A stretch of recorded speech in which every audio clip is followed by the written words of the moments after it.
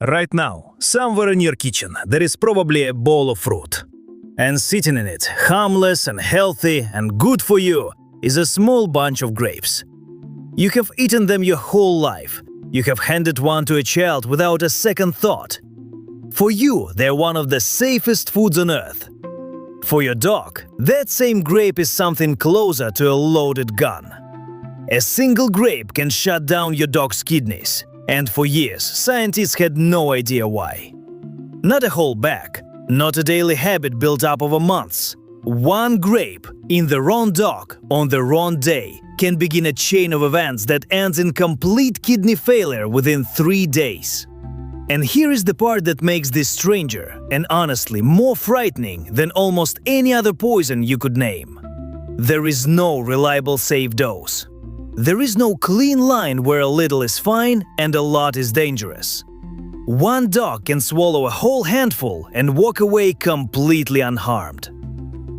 Another dog, the very same size, can eat 2 or 3 and be fighting for its life by morning. For decades, nobody could explain that. And the thing actually doing the damage stayed hidden. One of the longest-running mysteries in all of veterinary medicine. We will get to that mystery and to the surprising answer researchers only landed on very recently. But to understand why a piece of ordinary fruit turns lethal, you first have to understand what makes this poison so unlike the others. Most people, when they first hear this, assume it has to be a myth. Grapes? Really? They're just fruit, water, a little sugar, some fiber. We feed them to toddlers. How could something that gentle possibly kill a healthy animal? But this is not an old wives' tale, and it is not some freak, one-in-a-million event. Veterinary poison centers rank grapes and raisins among the most common and most serious food poisonings that dogs are rushed in for. And the target is not what you would expect.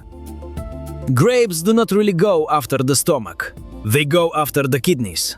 Your dog's kidneys are two small, quiet filters. Every minute of every day they clean the blood, pulling out waste, balancing water and salt, deciding what stays inside the body and what leaves as urine. They are patient, tireless, and almost completely silent. You never think about them because a healthy dog never gives you a reason to.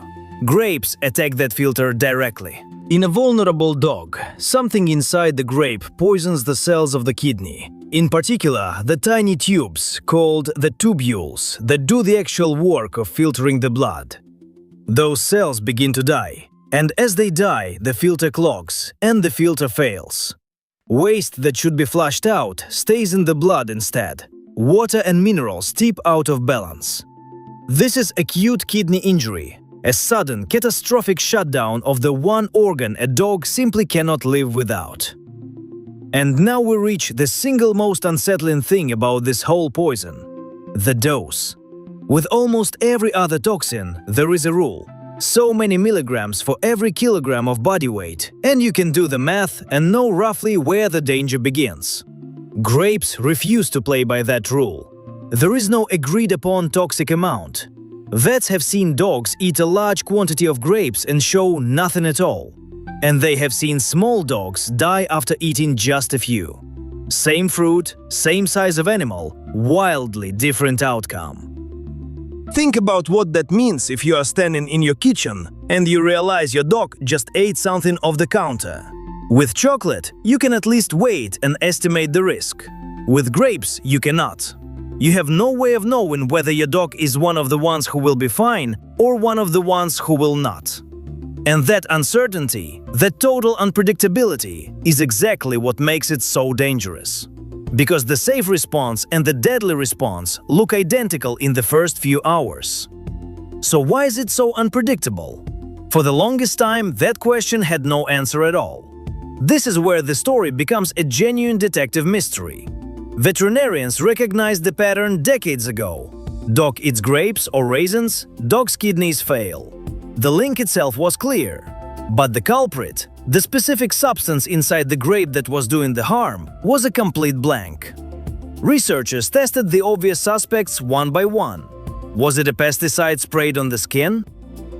A mold or a fungus growing on the fruit? Too much natural sugar? Some heavy metal drawn up from the soil? One after another, the leading theories were investigated. And one after another, they fell apart. None of them fit. The poison was clearly real. Dogs were clearly dying. And nobody could say what was actually pulling the trigger. Hold on to that, because the answer, when it finally came, arrived from a completely unexpected direction, and it was hiding in plain sight the entire time. The breakthrough came only recently. Veterinary toxicologists noticed something strange in their own case records. Dogs were turning up with the exact same kind of sudden kidney failure, but they had not eaten grapes at all. Some had gotten into homemade Play-Doh. Some had eaten foods heavy in cream of tartar. Others had eaten tamarind. On the surface, these have nothing in common with a grape. But chemically, they share one thing. They are all unusually rich in tartaric acid and in its salt, potassium bitartrate. And grapes, it turns out, are loaded with tartaric acid too, far more than most fruit. That was the connection everyone had missed. The current leading hypothesis is that tartaric acid is the hidden poison. Dogs appear to be strikingly sensitive to it, in a way humans and many other animals are not. And it is thought to injure the kidney directly. It even explains the mystery of the unpredictable dose. The amount of tartaric acid in a grape is not fixed. It swings enormously depending on the grape variety, on how ripe the fruit is, on where and how it was grown. So two grapes that look identical in the same bowl can carry very different amounts of the very thing that does the damage. That is why one dog is fine and the next is not. It was never really about the number of grapes. It was about a chemical you could not see, present in an amount you could not predict. Now an honest word, because this matters. This tartaric acid explanation is the best answer science currently has. But it is still a hypothesis, not a closed case. It has not been formally proven for every dog and every grape. Which means that even today, the safest, most truthful thing anyone can tell you is simple. We do not fully understand it. So treat every grape as dangerous, every single time. And if grapes are dangerous, raisins are worse. A raisin is just a grape with the water taken out. But when you remove the water, you do not remove the tartaric acid. You concentrate it. Everything that was spread through a whole plump grape gets packed down into a tiny, chewy, shriveled pellet. Gram for gram, a raisin can carry far more of the toxic principle than a fresh grape does. So it takes only a small number of raisins to deliver a dangerous load. And raisins are everywhere, hiding, in a way whole grapes are not. They're baked into cookies and oatmeal. They're folded into breakfast cereal and granola bars. They're scattered through trail mix, sitting on the coffee table in a bowl you would never think twice about. They're tucked inside hot cross buns, scones, fruitcake, and holiday baking. The same goes for currants and sultanas. Those are just other kinds of dried grape, and they carry the exact same risk. A dog does not need to raid the fruit bowl to be poisoned. It just needs to find the dropped cookie. So what does it actually look like when it happens? Because knowing the timeline could be what saves your dog's life. The first sign, and usually the earliest, is vomiting. It tends to start within a few hours, and sometimes you can even see pieces of grape or raisin in it. Soon after, the dog goes quiet. Lethargic. It loses interest in food. There may be diarrhea, a sore belly, unusual thirst. A dog that just seems off and tired and not itself. Here is the cruel part. Those early signs can look mild. They can look like a dog that simply ate something it disagreed with. Meanwhile, out of sight, the kidneys are already being injured. Over the next 24 to 72 hours, the real damage surfaces. At first, the dog may drink and urinate more than usual. Then, and this is the truly ominous turn, the urine drops off. It slows, and in the worst cases, it stops almost entirely. That is the kidneys shutting down. Waste floods the bloodstream, the body's chemistry collapses, and without help, this is the point that becomes fatal. Which is exactly why the single most important thing to understand is this. You do not wait. If you know or even suspect your dog ate grapes or raisins, this is an emergency. Right now, not in the morning. Do not wait to see if symptoms appear, because by the time the kidneys are visibly failing, your best window may already be gone. Call your veterinarian or an animal poison control line immediately. The reason the timing matters so much is that early treatment works remarkably well. If you get there fast enough, a vet can decontaminate, safely making the dog vomit up the fruit and giving activated charcoal to soak up what is left before the body absorbs it. Then comes the real protection. Aggressive intravenous fluids run for 2 to 3 days to flush the kidneys and support them through the danger, with blood tests tracking how the kidneys are holding up. A dog treated early has a genuinely good chance. A dog brought in late, already in kidney failure, may not. And that difference is measured in hours. This is one of those rare poisonings where speed is almost everything.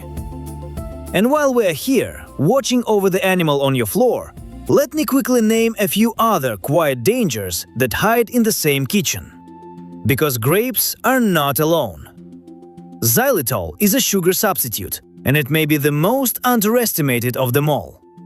It is in sugar-free gum, in some peanut butters, in low-sugar baked goods and candies.